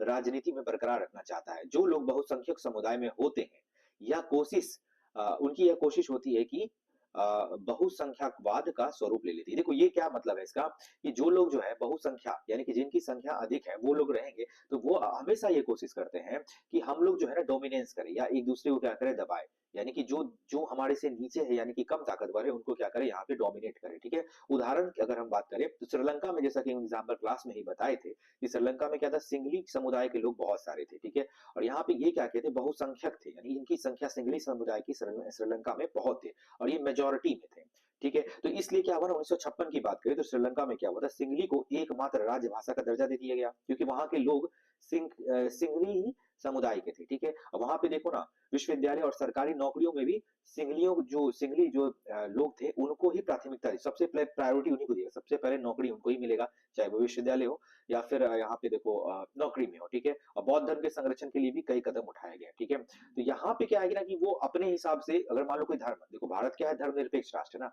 भारत क्या है, धर्म निरपेक्ष राष्ट्र है, ठीक है। तो धर्मनिरपेक्ष राष्ट्र का मतलब हुआ कि भारत जो है किसी भी विशेष धर्म को सपोर्ट नहीं करता है, ठीक है। लेकिन अगर बात करें श्रीलंका का, यहाँ एग्जांपल दिया गया कि श्रीलंका में क्या होता है, ये सिंगली समुदाय के लोग थे, इनको हर तरह से चाहे वो नौकरी में हो चाहे हर चीज में हो हर चीज में आरक्षण देकर उनको प्रावधान किया गया, उनको सर्वश्रेष्ठ बताया गया, उनको सर्वश्रेष्ठ माना गया, उसको प्राथमिकता दी गई, उनको यानी कि क्या कह सकते हैं, प्रायोरिटी दी गई, ठीक है। उनको यहाँ पे प्रायोरिटी दी गई और यहाँ पे आगे बढ़ाया गया। यही तरह की सांप्रदायिकता का सोच यहीं से आती है। अगर आप किसी एक विशेष धर्म को अगर किसी विशेष धर्म को आप सपोर्ट करते हो तो उसके बाद क्या दूसरे धर्म के अन्य लोग जो है वो आपसे रुष्ट हो जाएंगे और इससे दंगे होने के भी चांसेस है। आगे हम लोग देखेंगे क्या है इसका पॉइंट से। देखो दूसरा क्या है, सांप्रदायिकता का के आधार पर राजनीति की गोलाबंदी, पॉलिटिकल मोबिलाइजेशन और रिलीजियस लाइंस। देखो यहाँ पे क्या धर्म क्या क्या कभी कभी क्या होता है ना, देखो सांप्रदायिकता का ये दूसरा रूप है, देखो इसको समझते हैं क्या है। देखो इस हेतु पवित्र प्रतीकों धर्मगुरुओं भावनात्मक अपील द्वारा सहारा लिया जाता है। निर्वाचन के वक्त हम अक्सर ऐसा देखते हैं, किसी खास धर्म के अनुयायी से किसी पार्टी विशेष के पक्ष में मतदान करने की अपील की जाती है।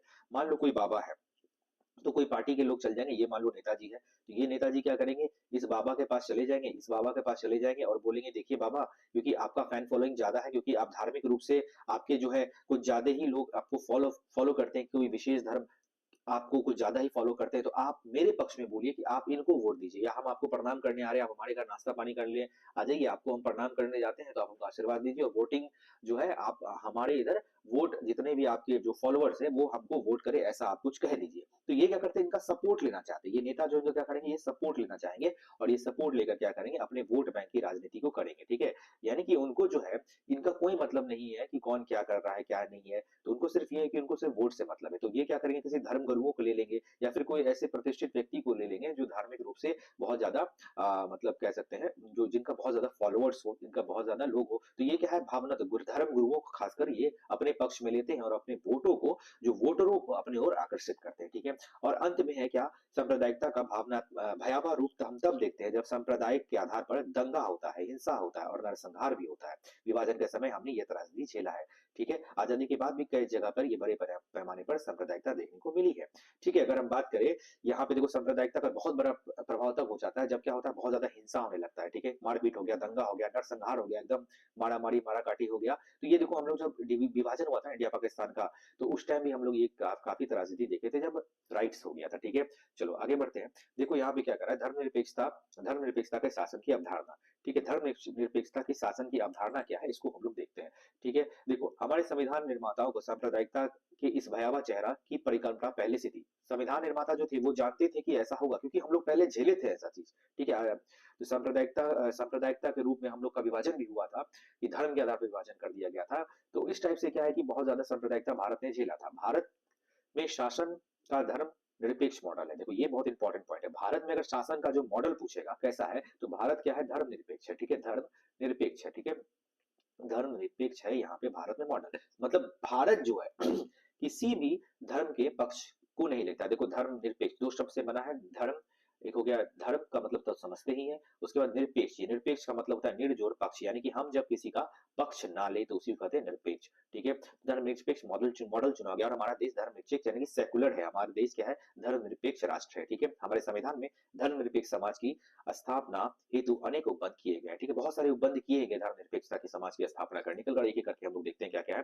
देखो सबसे पहले यहाँ बताया गया है, देखो पहला पॉइंट क्या कह रहा है भारत के बारे में, हमारे देश में किसी भी धर्म का राजकीय धर्म के रूप में स्वीकार नहीं किया गया। हम लोग ये नहीं बोलते कि हमारा धर्म जो है यही राज का ही धर्म है, यानी ये राष्ट्र का, इंडिया ये नहीं कहते कि इंडिया क्या है, हिंदू राष्ट्र है, ठीक है। इंडिया क्या है, हिंदू राष्ट्र है, ऐसा हम लोग नहीं बोलते, ठीक है। जबकि देखो पाकिस्तान में कहता है, श्रीलंका में कहता है बौद्ध धर्म फॉलोअर ज्यादा है, बौद्ध धर्म, पाकिस्तान कहता है इस्लाम राष्ट्र है, या फिर इंग्लैंड कहता है ईसाई धर्म है, ठीक है। भारत का संविधान किसी धर्म विशेष को दर्जा नहीं देता है, ठीक है। भारत का संविधान जो किसी धर्म को विशेष दर्जा नहीं देता है, ठीक है। लेकिन देखो श्रीलंका में क्या बौद्ध धर्म को ज्यादा फॉलोअर्स है, पाकिस्तान में इस्लाम, इंग्लैंड में ईसाई, तो इस टाइप के धर्म बहुत ज्यादा। लेकिन भारत जो है अपने आप को धर्म निरपेक्ष बोलता है कि हम किसी भी विशेष धर्म का पक्ष नहीं लेते हैं, ठीक है। दूसरा बात करें तो संविधान में हर नागरिक को यह स्वतंत्रता दी गई है कि हमने अपने विश्वास से यह किसी भी धर्म को स्वीकार कर सकता है। आपको कोई भी है अंगीकार कर सकता है, स्वीकार कर सकता है। अपन अंगीकार मतलब होता है अपनाना, ठीक है, अपनाना।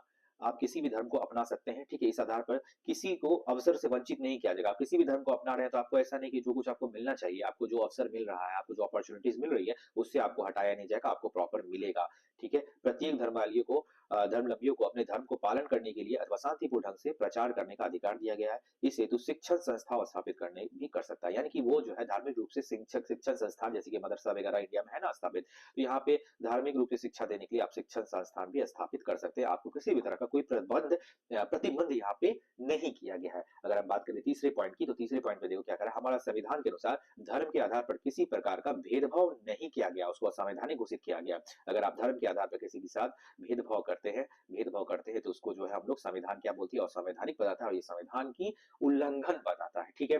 अब देखो संविधान के अनुसार धार्मिक समुदाय में समानता स्थापित करने के लिए धार्मिक मामलों धार्मिक मामलों में भी दखल दिया जाता है, छुआछूत की इजाजत का शासन नहीं। देखो यहाँ क्या पॉइंट कहा है, समानता, अगर हमको जो है इक्वेलिटी को स्थापित करना है, ठीक है, अगर हमको समानता स्थापित करना है, इक्वेलिटी का अपना इक्वेलिटी को अगर स्थापना यहाँ पे करना है, तो हम क्या करेंगे, राज्य यहाँ पे आएगा बीच में, यानी कि सरकार यहाँ पे, गवर्नमेंट जो है यहाँ पे बीच में कूदेगी और जो है इक्वेलिटी को स्थापना करेगी और धर्म के बीच में आएगी कि आप धार्मिक रूप से क्यों करें। जैसे फॉर एग्जाम्पल अगर बात करें, छुआछूत का इजाजत नहीं है, अगर आप छुआछूत की बेस पे कह रहे हैं कि इस धर्म को अलग कर दिया जाए, इस धर्म को अलग कर दिया जाए, तो इसका इजाजत शासन नहीं देता है, ठीक है। अब देखो धर्मनिरपेक्षता केवल विचारधारा नहीं है बल्कि संविधान का बुनियाद है। अब देखो ये क्या है, बेस है, संविधान का बेस है, क्या है, बुनियाद। यानी कि अगर हम बात करें संविधान का बुनियाद, यानी संविधान इसी पर टिका हुआ है। अगर आप धर्मनिरपेक्षता का सिद्धांत ना माने ना, तो संविधान का क्या होगा, बुनियाद टूट के गिर जाएगा, ठीक है। जबकि सांप्रदायिकता भारत की बुनियादी अवधारणा की एक चुनौती है। अगर सांप्रदायिकता हो रही है धर्म के आधार पर, ठीक है, वर्ण विभाजन हो रहा है, तो ऐसे क्या है, ये बहुत बड़ी चुनौती है, यानी कि बहुत बड़ी बात करें तो यहाँ पे चैलेंज है, ठीक है। अब देखो लैंगिक मसले और राजनीति, हमारा नेक्स्ट टॉपिक है लैंगिक मसले। देखो लैंगिक मसले, अगर लैंगिक की बात करें, लैंगिक मसले क्या हो सकते हैं, स्त्री पुरुष में अगर असमानताएं दिखती है, ठीक है, स्त्री पुरुष में अगर असमानताएं दिखती है, मेल में अगर मेल और फीमेल में असमानताएं दिखती है, यही तो मसले है ना। और राजनीति में इसका क्या रोल है वो हम लोग देखते हैं। देखो लैंगिक असमानता, अ, समानता एक महत्वपूर्ण लैंगिक असमानता सामाजिक असमानता एक महत्वपूर्ण स्वरूप है। यद्यपि लैंगिक असमानता सामाजिक संरचना के हर क्षेत्र में दिखाई देता है, परंतु राजनीति के अध्ययन में शायद ही इस बात की पहचान की जाती है। हम स्त्री और पुरुष के जैविक बनावट की ओर ध्यान नहीं देंगे, बल्कि इन दोनों के बारे में प्रचलित रूढ़िवादी छवि, यहाँ क्या गया, रूढ़िवादी, यानी जो पैट्रियार्कल सोच है, और या तयशुदा सामाजिक भूमिका के बारे में विवेचना करेंगे। यानी कि जो भी पहले से सामाजिक भूमिकाएं चलती आ रही है और जो भी हमारी पुराना सोच है, जो रूढ़िवादी सोच है, उसके बारे में यहाँ पे चर्चा करेंगे, ठीक है। तो देखो अगर हम बात करें लैंगिक विभेद के आधार पर आधारित सामाजिक विभाजन सार्वजनिक क्षेत्र और निजी क्षेत्र दोनों के स्वरूप में स्पष्ट दिखाई पड़ता है। चाहे बात करें प्राइवेट क्षेत्र का, चाहे बात करें गवर्नमेंट क्षेत्र का, यहाँ पे दोनों दिखाई पड़ता है। लड़के और लड़कियां के पालन पोषण में क्रम में परिवार की यह भावना घर कर जाती है कि भविष्य में लड़कियों की मुख्य जिम्मेदारी गृहस्थी चलाने और बच्चों को पालन तक ही सीमित होती है, ठीक है। इसमें बस ये बोला था कि लड़कियों का जन्म हुआ तो सिर्फ इसको घर का काम दिया जाएगा और बच्चे को पालने का काम है। पुष्टि, और देखो इसकी पुष्टि श्रम और लैंगिक विभाजन से हो जाती है, ठीक है।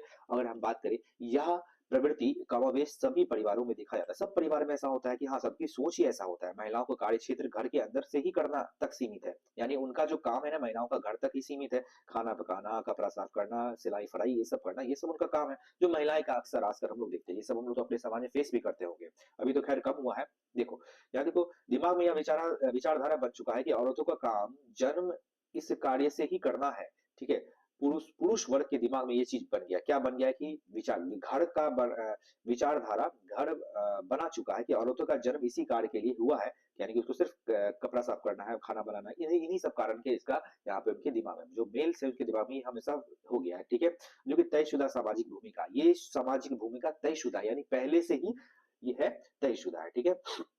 अब देखो इसमें बहुत सारा पॉइंट है, यही सब कह रहा है महिलाओं क्या है। देखो होटल में देखो, जबकि पुरुष ही अधिकतर खाना बनाते हैं, लेकिन क्या है, घर में खाना महिलाओं का काम है। देखो जलवान चूना इकट्ठा करती है और खेतों में कार्य करते हैं महिलाएं, बहुत सारे जलवान जो भी खाना बनाने का काम है, चूना कर इकट्ठा करके खेतों में कार्य करती है, लेकिन उसकी कीमत उसको नहीं मिलती। घर का खाना बनाने के लिए तो पैसा नहीं मिलता है, ठीक है। यही कह रहा है, मध्यम वर्ग परिवार की महिलाएं दफ्तर जाती है। यहाँ महिलाओं के बारे में एक सच्चाई तो यह स्वीकार करना पड़ेगा कि अधिकतर महिलाएं अपने घरेलू कार्य के अतिरिक्त अपने आमदनी के लिए जो अतिरिक्त कार्य करती है उसके ऐसे कार्यों से ज्यादा मूल्यवान नहीं समझा जाता और दिन रात काम करने का भी श्रेय नहीं मिलता, ठीक है। वो काम भी बाहर करती है तो उनको भी कोई श्रेय नहीं मिलता है, ठीक है। देखो अगर हम बात करते हैं नेक्स्ट, यहाँ पे क्या करा, फिर भी आधुनिक दौर की महिलाएं जीवन के हर क्षेत्र में अपनी उपस्थिति दर्ज करा रही है। भारत कृषि प्रधान देश है और यहाँ के लोग भी आजीविका का मुख्य स्रोत कृषि है, ठीक है, ये तो हम जानते हैं। अंग्रेजी में फार्मर या हिंदी किसान शब्द जैसे हम सुनते हैं ना, तो हमारे दिमाग में क्या आता है, पुरुष का चेहरा, जैसे किसान आपको बोले, ठीक है, तो आप आंख बंद करो, आप क्या सोचो, आपको क्या दिमाग में आया, किसान मतलब पुरुष, यानी कि मेल ही आपको दिखा, फीमेल यहाँ पे नहीं दिखेगा। तो इससे ही पता चलता है कि आपके दिमाग में भी, आपके जो है दिमाग में भी, आपके ब्रेन में जो है ये डोमिनेंस, ये पुरुषों का डोमिनेंस घुसा हुआ है, पूरी तरह से ग्रसित है, ठीक है। अब देखो यहाँ पे बहुत सारा पॉइंट दिया गया है, ठीक है, लेकिन कह रहा है कि नीति निर्माताओं ने कृषि से क्षेत्र में जुड़ी महिलाओं के योगदान को कमतर आंका है, जबकि सच्चाई कुछ और है। अगर बात करें 91 और 2001 की जनगणना का आंकड़ा देखें, तो महिलाओं की जो है कार्य क्षेत्र में, कृषि क्षेत्र में जो महिलाएं काम कर रही है, उसकी संख्या में काफी यहाँ पे वृद्धि हुई है। चलो 1 2 3 यहाँ पे पॉइंट से देख लो। देखो कृषि कार्य क्षेत्र में महिलाओं की कुल भागीदारी 40% है, यानी 40% जो महिलाएं हैं कृषि क्षेत्र में काम कर रही है। ठीक है, आज की तारीख के कुल देखो पुरुष कामगारों की संख्या अगर 53% है तो महिलाओं के कामगारों की संख्या 75% महिलाएं है। 75% महिलाएं कृषि में ही काम कर रही है। देखो यहाँ पे बढ़ा है, लेकिन ये क्या है 2001 की जनगणना, अभी 2011 की जनगणना को हम लोग देखेंगे। उसके बाद 2021 में आने वाला था, लेकिन ये नहीं हुआ कोरोना की वजह से। और अब आएगा जनगणना, और अब आने वाला है जनगणना 2026 में, इसको रिपोर्ट आएगी तब देखेंगे। लेकिन हमको बुक के हिसाब से देखना है, इसलिए 2001 के अनुसार ही देखेंगे। ठीक है, अब जो ग्रामीण महिलाओं के कामगारों की संख्या 85% है। ये सब बहुत सारे डेटा है, आप अपने से आप पढ़ लेना, कोई बड़ी चीज नहीं है। ठीक है, अब देखो यहाँ भी कुछ कुछ पॉइंट्स है, जैसे कि देखो भारत में तस्वीर अभी संतोषजनक नहीं है। हमारा समाज भी अभी पितृ प्रधान है। औरतों के साथ कई तरह के भेदभाव देखते हैं। इस बात का संकेत निम्न कथनों से मिलता है। ठीक है, देखो यहाँ पे क्या है, पितृ सत्तात्मक समाज के बारे में, इंडिया के बारे में चर्चा किया रहा है कि भारत जो है अभी पितृ सत्तात्मक जो है यहाँ पे समाज है। ठीक है, तो देखो यहाँ पे क्या है, महिलाओं की साक्षरता दर, एक मिनट हाँ, महिलाओं की साक्षरता दर की बात करें तो देखो अभी महिलाएं भी पढ़ी लिखी मात्र 54% है वहां पे। पुरुष क्या है 76% यहाँ पे पढ़े लिखे हैं। तो देखो कितना सारा डिफरेंसेस है। ठीक है, फिर देखो यहाँ पे क्या है, उच्च शिक्षा प्राप्त करने वाली लड़कियों का प्रतिशत भी बहुत कम है, बहुत ज्यादा हायर एजुकेशन में नहीं करी। इस संदर्भ में माता पिता के नजरिए में भी काफी फर्क है। माता पिता मानसिकता बेटों पर अधिक खर्च करना होता है, यही कारण है कि उस शिक्षा में लड़कियों की संख्या सीमित होती है। वो चाहते हैं कि हमारे जो बेटे हैं उनको जो है सिर्फ उस शिक्षा मिले, बेटी को मानते हैं वो पराया धन, क्योंकि उनको सोचते हैं कि उनको वो अलग दूसरे घर में जाएगी और वहां का जो है डेवलपमेंट करेगी। इसलिए हम बेटे को पढ़ाते ताकि ये हमारी पीढ़ी दर पीढ़ी को क्या करे, डेवलप कर पाए। इसलिए वो क्या चाहते हैं कि बेटे को पे ज्यादा वो इन्वेस्टमेंट करे।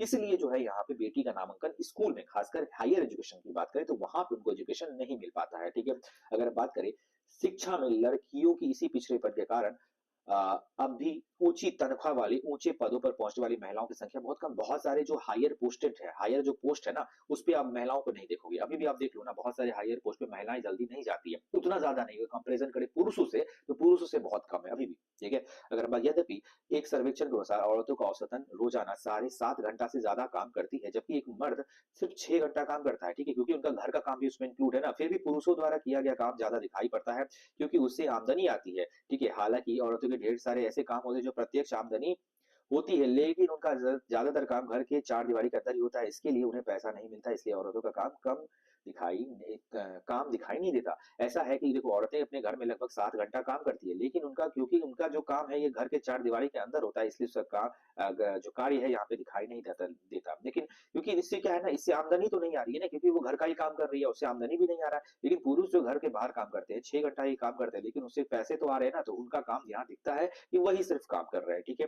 ये चीज कर रहा है। चौथा पॉइंट देखिए, लैंगिक पूर्वाग्रह का काला पक्षी बड़ा दुखदाई है। जब भारत के अनेक हिस्सों में माँ बाप को सिर्फ लड़के की ही चाह होती है, लड़की के जन्म लेने पर हत्या करने की प्रवृत्ति का जो भ्रूण हत्या होती है, यहाँ पे भी ये सब चीज यहाँ पे देखने को मिलती है। ये सब सारे पॉइंट्स है जो हमको जनरली भी हम यहाँ पे समझते हैं। फिर देखो महिला में राजनीति का प्रतिनिधि, अब देखो महिला का मतलब तो पता है, राजनीति यानी कि पॉलिटिक्स में, यानी पॉलिटिक्स में आप देखते होगे ना, बहुत सारी नेत्री जो होती है आजकल, आजकल तो नेत्री बढ़ी है, यानी नेता का हो गया नेत्री। तो नेत्री जो है यहाँ पे बहुत सारी आपको कम देखने को मिलती है। जो प्रतिनिधित्व जो बड़े बड़े पोस्ट पे, जैसे फाइनेंस मिनिस्टर अभी निर्मला सीतारमण है, अभी तो बहुत ज्यादा वुमेन एम्पावरमेंट का बहुत अच्छा है। जैसे राष्ट्रपति की बात करें तो द्रौपदी मुर्मू है यहाँ पे, जो वो भी फीमेल है। यहाँ पे देख लो कितना ज्यादा वुमेन एम्पावरमेंट का मिलता है। फिर फाइनेंस मिनिस्टर अगर बात करें, निर्मला सीतारमण भी बहुत ऊंचे पद पे है। लेकिन prime minister Narendra Modi male है। ठीक है, लेकिन ऐसे ऐसे पद, क्योंकि देखो भारत में बात करें ना, तो राष्ट्रपति का जो कार्य है ना, वो बहुत ही हाथी के दांत खाने की ओर दिखाने की ओर है। ठीक है, इसका मतलब ये हो गया कि उनका सिर्फ नाम ही भरा है, इंडिया में उसका कुछ पावर नहीं है। वो कुछ भी करता है तो प्रधानमंत्री से इंडायरेक्टली परमिशन लेके ही करता है। ठीक है, तो ये सारा चीज है। तो ये ऐसे ऐसे पद पे महिलाओं को बैठाया गया। अभी भी हम संदर्भ में देखें, वुमेन एम्पावरमेंट पे कहते तो कहते हैं, लेकिन उनको रखा जाता है पुरुष के अंदर दबा के ही, पुरुष के अंदर ही उसको रखा जाता है। ठीक है, देखो औरतों के प्रति समाज को इस घटिया नजरिया के कारण ही आंदोलन की शुरुआत होने लगी है। बहुत सारे आंदोलन भी लगे, क्योंकि हम लोग का नजरिया ही इस मामले में खराब है। महिला आंदोलन की मुख्य मांगों में सत्ता में भागीदारी की मांग सर्वोपरि है, क्योंकि सत्ता में भागीदारी में महिलाओं की भी कुछ भूमिका होनी चाहिए। ठीक है, औरतों ने ये सोचना शुरू कर दिया कि औरतों का सत्ता पर नियंत्रण नहीं होगा तब तक यह समस्या का निपटारा नहीं होगा। फलतः राजनीतिक गलियारों में इस बात पर बहस छिड़ गई है कि इस लक्ष्य को प्राप्त करने के लिए का उत्तम तरीका ये होगा कि चुनी चुनी प्रतिनिधि की हिस्सेदारी बढ़ा जाए। यद्यपि भारत के लोकसभा में महिला प्रतिनिधि की बात करें तो संख्या सिर्फ 59 है। लोकसभा में बात करें तो 59 है, फिर भी इसका प्रतिशत 11% के नीचे ही है। विकसित देशों में इसकी विधायिका महिला प्रतिनिधि की संख्या संतोषजनक नहीं है। अगर बात करें डेवलप्ड कंट्री में भी इसका अच्छा परसेंटेज है। ब्रिटेन में 19.3% महिला प्रतिनिधि, संयुक्त राज्य आज अमेरिका की बात करें तो 16.3% भाई, इटली में भी देखो महिला प्रतिनिधि अब 16.1% मात्र इतना।